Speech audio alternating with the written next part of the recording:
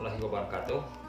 Di video ini saya sedikit berbincang-bincang dengan Kang Wildan membahas mengenai hutang perspektif akuntansi bagi kalian yang ingin belajar akuntansi dasar.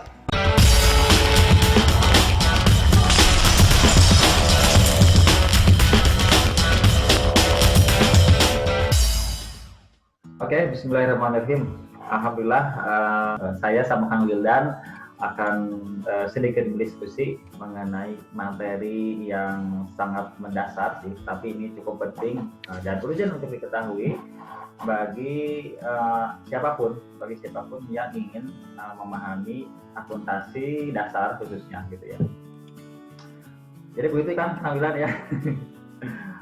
Ya betul Pak Herman, penting sekali materi dasar akuntansi yang memang sebaiknya diketahui oleh orang yang akan belajar akuntansi gitu ya. Yang apa ya? Yang hot, yang seru aja gitu. Ada usul. Matang gitu ya. Yang matang, yang banyak dirasakan oleh semua orang lah gitu. Nah gitu, betul. Hutang boleh lah, hutang oke. Karena ini hutang juga memang salah satu akun yang penting diketahui oleh kita yang mau belajar akuntansi dasar gitu ya. Oke, Kang Wildan, kenapa milih hutang? Ya. Banyak hutang ya. Oh enggak. Bagi ya. Hutang itu unik Kang, karena di satu sisi kalau orang berhutang, wah banyak utang di mana gitulah. Iya. Kalau nggak punya utang dari mana gitu, pembiayaannya gitu juga perusahaan juga seperti itu mungkin kan ya nggak kecil nggak besar. Syukur-syukur punya modal sendiri tanpa ngutang itu lancar perusahaannya. Tapi kalau misalkan utangnya banyak, waduh gimana juga gitu. Nah, benar itu poin penting, benar. Poin penting. Saya barusan beberapa poin penting. Yang pertama adalah ternyata perusahaan itu memang butuh hutang.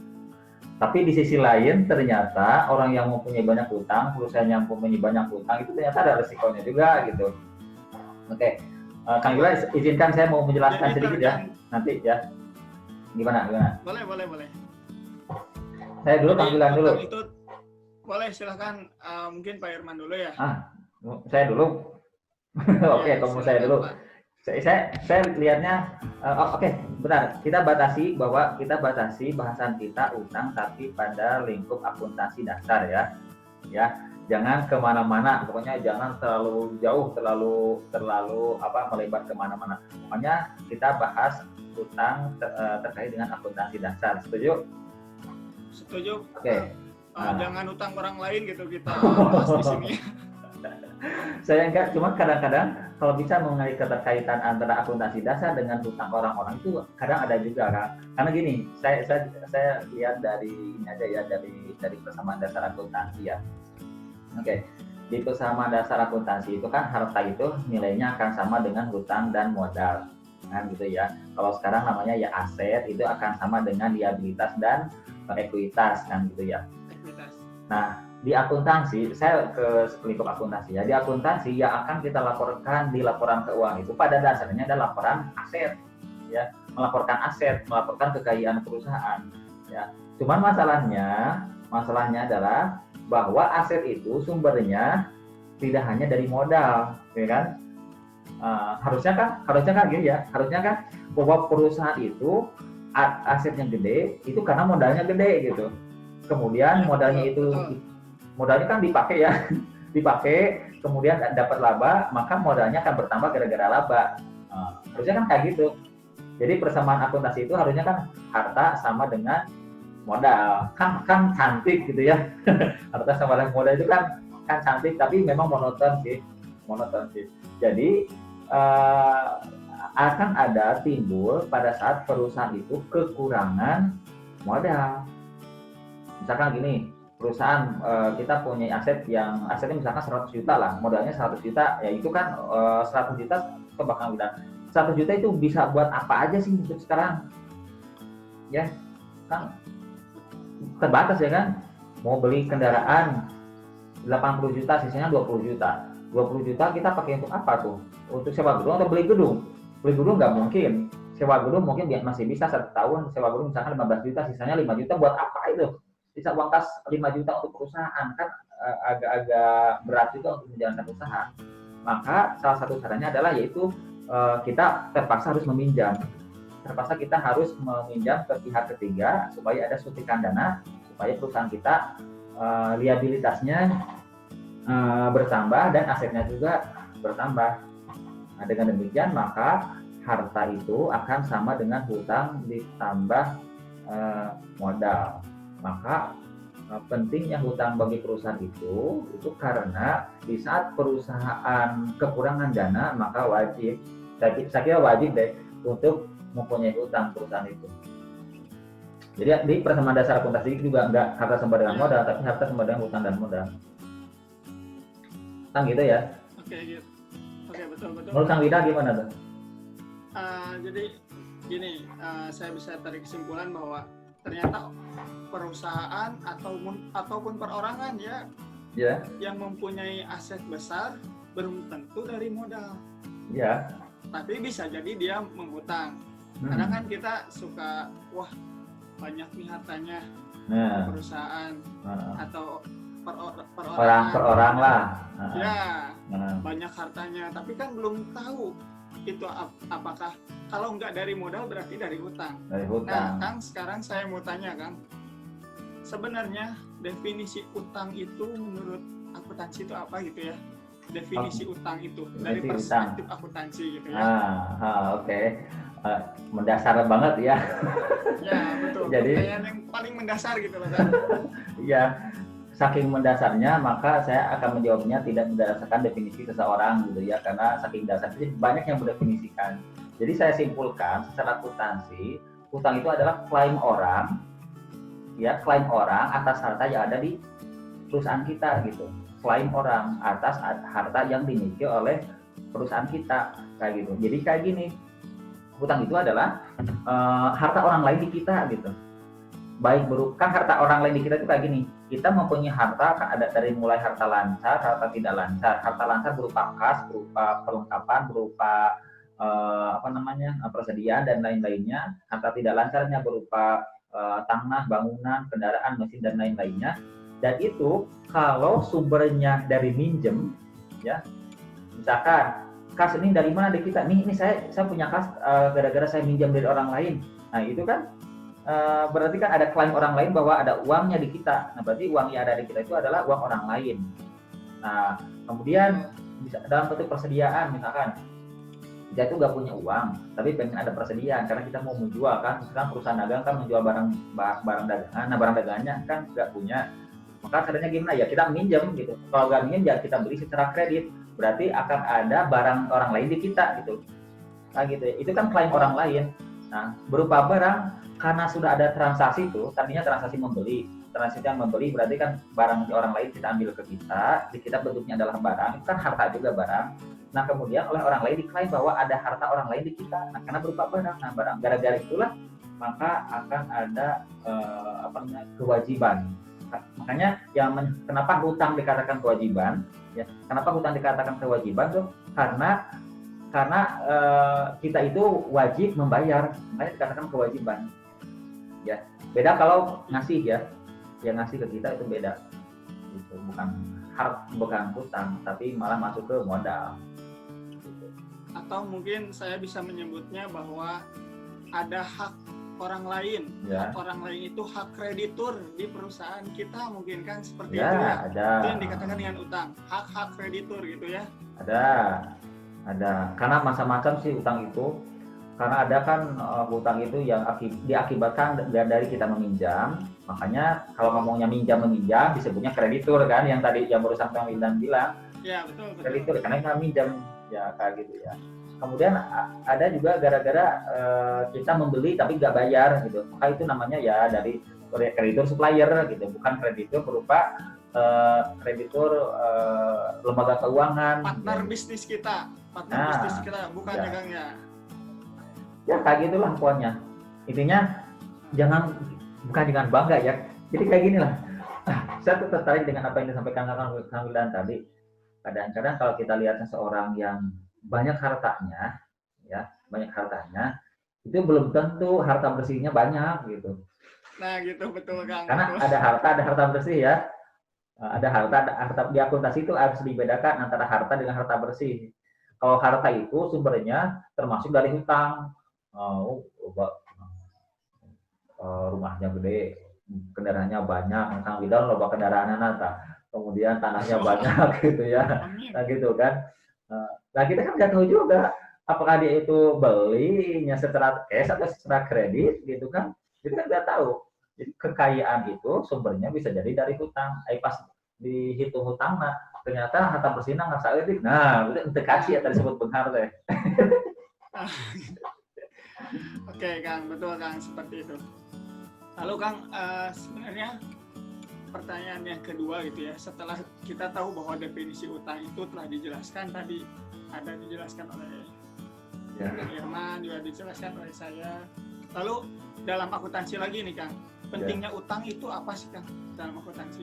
Oh iya, dalam akuntansi itu jadi gini ya, memang kita harus runtut dari historisnya. Akuntansi itu kan tujuannya adalah melaporkan posisi keuangan dengan cara menulis di awalnya. Menulis itu kan mencatat, dalam akuntansi namanya menjurnal. Nah, jadi akuntansi itu adalah menjurnal. Tapi kalau kita lihat seberapa besar pentingnya hutang bagi perusahaan, itu karena seperti yang saya sampaikan tadi, perusahaan itu kadang-kadang macet likuiditasnya. Kalau likuiditas macet, kekurangan dana, maka wajib ada hutang gitu.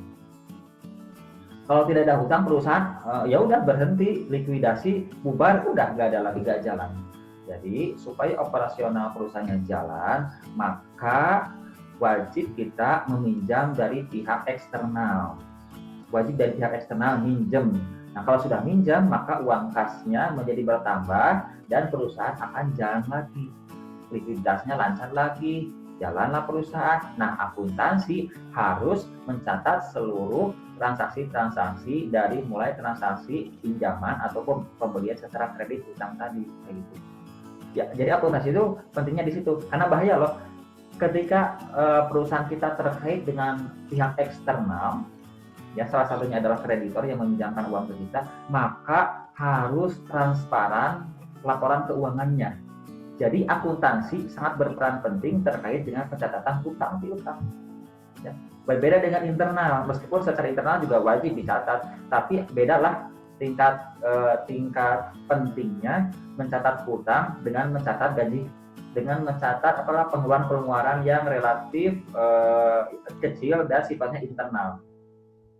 Itu kan beda kayak gitu. Jadi kan kalau nggak ada hutang gimana tuh perusahaan? Perusahaan gede nggak ada yang nggak punya hutang, intinya gitu. Perusahaan gede nggak ada yang nggak punya hutang. Kalau nggak percaya silakan download laporan keuangan yang ada di Bursa Efek Indonesia, hutang negara gede. Gitu ya kan. Oke. Tadi kan dikatakan oleh Akang bahwa beberapa manfaat ketika perusahaan berhutang ya.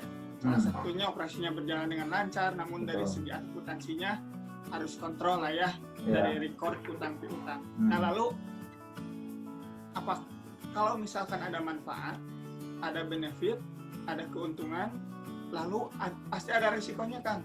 Ya betul. Betul nggak? Nah betul. Risiko mempunyai utang perusahaan itu apa sih Kang? Benar. Nah ini menarik juga, ini sangat menarik. Orang jangan tergiur dengan gara-gara hutang kita banyak uang. Benar kan? Saya contohkan sedikit lah ya. Saya nggak ngomongin orang lain, saya ngomongin saya misalkan. Saya ketika saya nggak punya uang, lalu kan saya meminjam ke bank, lalu pada saat itu cair oleh bank, dikasih uang misalkan 100 juta. Nah, alhamdulillah nih kita punya harta 100 juta. Dan pada saat itu secara akuntansi bukan wajib ya, harus mencatat bahwa pada saat itu penambahan harta gara-gara ada pinjaman dari bank. Itu kan enak kan? Enak kita punya harta, ya kita jangan lihat akun kreditnya, akun debit aja yang kita lihat harta nambah. Akun kreditnya kan pedih itu, hutang ya nambah gitu kan. Nah kadang 100 juta ya. Gitu. Sebelah kanannya itu yang beratnya itu hutangnya. Nah kalau kita hanya melihat dari satu sisi, dari segi hartanya, itu nikmat banget banyak uang. Ya. Tapi lihat sisi lainnya bahwa kita mempunyai hutang. Dan masalahnya bukan berarti angka yang ada pada hutangnya itu. Kalau angka yang ada pada hutangnya tadi 100 juta itu gak jadi masalah. Kita tinggal balikin lagi uang yang 100 juta harta kita kepada bank, maka harta kita nggak ada, hutang kita pun nggak ada, itu aman. Masalahnya bukan itu, kan? Masalahnya adalah bahwa yang 100 juta itu ketika dikembalikan nilainya bukan 100 juta lagi. Jadi lebih dari 100 juta karena tiap bulan harus bayar bunga lagi gede bunganya. Nah, resikonya itu di sana. Resikonya adalah ketika uang yang kita terima dari hutang tersebut tidak dikelola dengan baik oleh perusahaan, tidak dibelikan kepada persediaan yang seharusnya tadi meminjam itu untuk persediaan, kemudian kita olah, kemudian kita jadikan barang jadi, kemudian kita jual kembali dan menghasilkan keuntungan.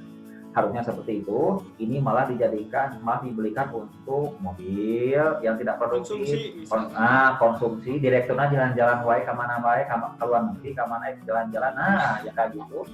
Nah, sementara kita harus mengembalikan uang pokoknya dan juga bunganya. Ya. Jadi kebayang kalau perusahaan itu pada saat melakukan peminjaman uang dari pihak eksternal dan uangnya tidak dikelola dengan baik, tidak dijadikan laba dengan baik, maka resikonya adalah pokoknya itu bisa jadi tidak tertutup dan bunganya pun terbengkalai tidak tertutup. Maka perusahaan akan menanggung 2 kali lipat kerugian. Yang pertama, kerugian tidak bisa mengembalikan pokok, yang kedua tidak bisa membayar bunga. Bukannya maju malah bangkrut nanti perusahaan. Jadi secara umum utang itu resikonya akan kecil ketika dimanfaatkan sesuai dengan fungsinya gitu ya. Mantap. Seperti itu kan. Sip. Oke. Nah, tadi menarik nih Kang. Akang bilang bahwa perusahaan besar itu pasti mempunyai utang. Tadi ya, benar. di laporan keuangan BPI. Nah, apakah perusahaan yang banyak utangnya itu bagus nggak Kang? Kan perusahaan besar tuh nggak pernah utangnya sedikit gitu ya. Berbeda dengan perusahaan perorangan mungkin atau misalkan persekutuan gitu ya. Kalau misalkan udah PT ke atas gitu kan perusahaan besar nih Kang. Apakah perusahaan banyak utangnya itu bagus atau enggak gitu Kang? Iya juga sih, bagus apa enggak ya? Perusahaan besar bagus apa enggak tuh?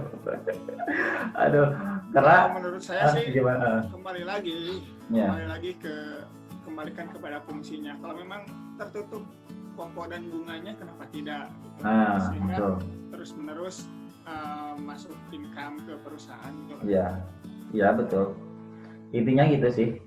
Jadi kalau kita lihat dari teori kan apa yang disampaikan oleh Kang Wildan berarti jangan menyanyiakan uang yang bersumber dari hutang, ya, dimanfaatkan dengan sebaik-baiknya. Ya. Secara teorinya itu seperti itu. Dan faktanya di lapangan memang teori itu dijalankan dengan sebaik-baiknya. Dan jadi semakin besar perusahaan, kalau nggak percaya lihat aja di laporan keuangan, semakin besar hutangnya. Udah gitu dah. Ya. Saya lihat di perusahaan-perusahaan di Bursa Efek Indonesia, saya tidak mau menyebutkan nama perusahaannya karena saking banyak dan privasi juga ya. Kalau nggak percaya, download aja perusahaan yang ada di Bursa Efek Indonesia. Ya. Terlebih lagi perusahaan-perusahaan yang likuiditasnya paling bagus, yaitu perusahaan yang di LQ45, ya. Perusahaan Bursa Efek Indonesia yang di LQ45, 45 perusahaan yang liquid, artinya perusahaan itu yang paling cair. Artinya perusahaan itu yang ketika kita butuh dana selalu ada. Jadi gak mikirin lagi perusahaan itu mikirin lagi dana, pokoknya setiap butuh dana sudah ada dananya. Gak usah minjem lagi. Itu perusahaan yang di likuiditas, yang ada di LQ45. Dan ternyata pas saya cek itu ternyata hutangnya gede-gede gitu. Hutangnya gede-gede. Dan hutang gede itu berarti kan risikonya gede ya kan? Risikonya gede kan? Berbanding lurus. Dan ternyata setelah dinilai oleh Bursa Efek Indonesia, itu adalah perusahaan-perusahaan yang bagus gitu. Nah, kenapa bagus? Ya saya kembali lagi ke teorinya yang disampaikan oleh Kang Wildan tadi, bahwa jika perusahaan mampu mengendalikan sumber dana dari hutang, itu ternyata akan meningkatkan kinerja perusahaan. Gitu. Sementara kalau orang yang penakut dengan resiko usaha ya, takut minjem, takut teka bayar, sampai kapanpun perusahaannya penakut terus gitu ya. Itu kan kayak gitu. Jadi selama orang itu mempunyai perasaan yang penakut, maka dia tidak akan mungkin meminjam uang karena takut gak kebayar, takut bunganya harus sama gede. Itulah, itu kalau konvensional ya. Kalau syariah berarti takut bagi hasilnya gimana lah, gak ketutup kayak gitu ya.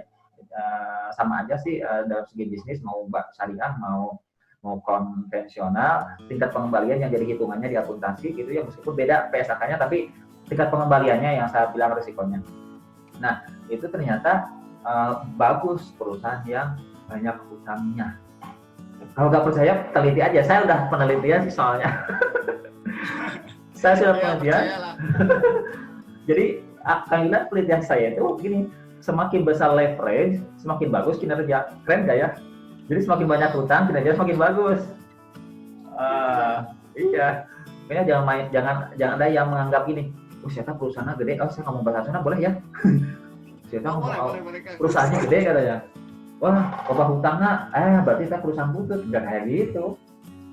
Ya gitu ya.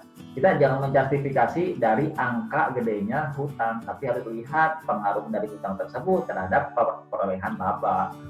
Dan bagus. Perolehan labanya itu sendiri ya. Berarti titik awalnya ketika adalah menghasilkan laba, kita boleh berhutang atau seperti apa? Nah, titik awal ketika mau berhutang aja deh untuk memperbesar usaha. Apakah yang dilihatnya dulu? Apakah kita labanya dulu atau memang kan ada nih perusahaan yang memang, apalagi perusahaan yang baru gitu ya, baru muncul, baru berdiri, lalu udah aja langsung pinjam ke lembaga keuangan.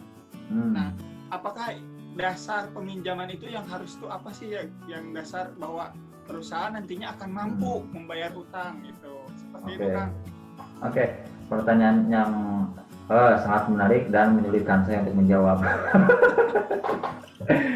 Basically saya adalah akuntan, tapi saya bisa menjawab itu karena meskipun saya bukan pelaku bisnis, saya adalah akuntan, tapi bahasanya tapi gini deh. Tapi kadang-kadang akuntan itu menjadi konsultannya pebisnis kan gitu ya. Padahal akuntan bukan praktisi di bidang bisnis, tapi jadi konsultan bisnis. Karena akuntan yang biasanya lebih paham tentang pengelolaan keuangan dan pelaporan keuangan. Jadi mungkin gini ya Kang. Mungkin interpretasinya dari laporan keuangan itu Kang, itu dari risetnya atau misalkan akan lihat laporan keuangannya gitu. Ya. Maka yang harus kita lihat itu adalah yang pertama itu menurut saya adalah bagaimana potensi pasar ya. Ketika kita mempunyai tren positif, tren laba positif ya. Tren laba positif itu tidak berbanding lurus dengan uang kas gede ya kan ya. Jadi jadi semakin besar laba bukan berarti semakin banyak uang kas. Kalau ngajualnya secara kredit kan uang kas nggak ada. Tapi penjualan bagus tuh meningkat. Nah, ketika posisi penjualan makin meningkat, labanya pun meningkat, tapi uang kas habis karena dipakai terus untuk biaya promosi, biaya operasional, sehingga makin sedikit uang kas dan tidak ada lagi biaya untuk melanjutkan perusahaan yang sedang trennya positif, maka disitulah lakukan pinjaman kepada bank. Di situ titiknya. Jangan baru berdiri, tidak tahu potensi pasar, tidak melakukan studi kelayakan, kita langsung minjam ke bank. Waduh, wah, stres itu. Perusahaan belum apa-apa sudah harus bayar bunga kan mati. Sudah menanggung resiko utang. Dari resiko utang itu yang sangat besar gitu ya Kang ya. Kalau misalkan memang belum studi kelayakan dan lain sebagainya gitu. Karena prakteknya banyak yang seperti itu loh Kang.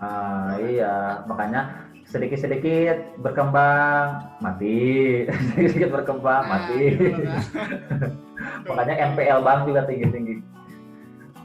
Iya, gitu. Gitu sih. Ngomongin hutang seru kan? karena hutang itu sekarang sudah menjadi konsumsi masyarakat kan. Nah, jadi kita sebagai akuntansi ya harus mampu menolong masyarakat itu dalam tanda kutip masyarakat perorangan dan masyarakat yang mempunyai wirausaha dan juga perusahaan berbadan hukum harus menolong mereka untuk menjelaskan bahwa hutang itu harus dikelola dengan sebaik-baiknya, karena kita akan melaporkan laporan keuangan sesuai dengan yang seharusnya. Akuntansi harus ada pada posisi perusahaan yang hutangnya gede. Itu kalau hutangnya gede, dia ada akuntansinya, dia akan kelabakan, nggak tahu posisi dia itu seperti apa keadaan perusahaan itu kalau nggak ada akuntansinya. Gitu. Ya Kang, terlebih lagi mungkin mudah-mudahan bisa bisa merubah persepsi masyarakat yang memang utang itu harusnya dipergunakan untuk peruntukannya gitulah. Ya. Kalau misalkan utang untuk usaha perusahaan, jangan dijadikan sebagai konsumsi gitu ya Kang ya. Iya. Iya. Gitu. Gunakan khusus untuk usaha tadi gitu. Iya. Lebih pokoknya betul. Jadi harus dipakai untuk sesuatu hal yang produktif, jangan konsumtif. Gitu. Gitu. Ya, betul. Dan kita kembali lagi sedikit ke akuntansinya ya. Jadi di akuntansi itu, tapi cara mencatat akuntansinya itu tidak akan kita bahas di sini ya Kang ya. Mungkin nanti kita akan bahas ke depannya bagaimana cara mencatatnya. Tapi sekarang kita bahas secara keseluruhan, secara global, bahwa seperti itulah hutang bagi perusahaan. Sehingga akuntan akan mencatat hutang-hutang tersebut sesuai dengan seaslinya, sehingga akan menunjukkan bahwa perusahaan itu kondisinya apakah hutang itu telah benar-benar dikelola dengan baik menjadi laba, ataukah malah merugikan karena banyak membayar bunga sementara labanya sedikit. Karena banyaknya bunga mengurangi laba, masalahnya gitu ya. Semakin banyak bunga, semakin kecil laba. Betul. Jadi kalau misalkan sekarang itu labanya adalah 50 juta bulan ini. Tapi pasti dilihat itu ternyata hutangnya karena besar, jadi bunganya itu sudah sampai 60 juta, maka yang ada bukan laba, malah jadi rugi kan. Betul Kang.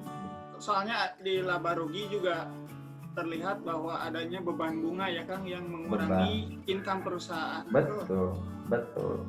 Ya, itu masalahnya. Jadi laba gede belum tentu laba sebetulnya mah. Karena harus dikurangi dulu dengan beban bunga dari hutang. Bisa jadi habis tuh usaha kita malah dipakai untuk bank kan gitu. Oh my god, seru juga ya. Oke, kita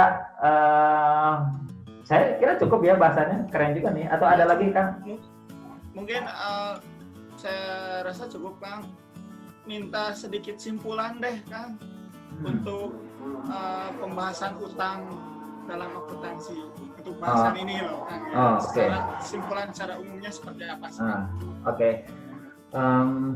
Jadi secara umum kan hutang ini adalah bagian dari sumber harta bagi perusahaan. Jadi jika perusahaan itu mempunyai hartanya 100 juta, kemudian modal yang dia tanamkan itu adalah 30 juta, berarti perusahaan itu lebih gede sumbernya, harta yang dimiliki itu lebih gede sumbernya dari hutang sebesar 70, karena modalnya adalah cuma 30. Dan di perusahaan yang besar yang saya bilang tadi yang ada di LQ 45 itu bukan kadang-kadang mayoritas itu lebih besar hutangnya daripada modalnya. Nah, dan supaya hutang itu bisa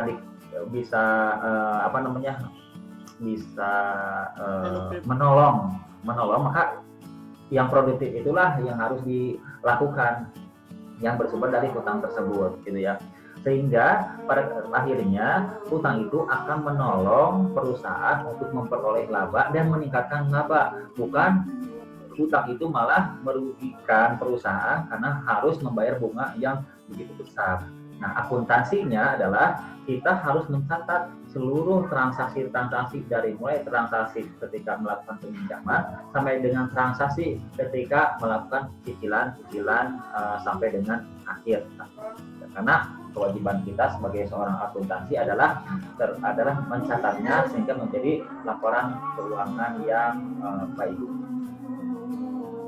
Oke, saya kira gitu. Oke, baik Kang, terima kasih.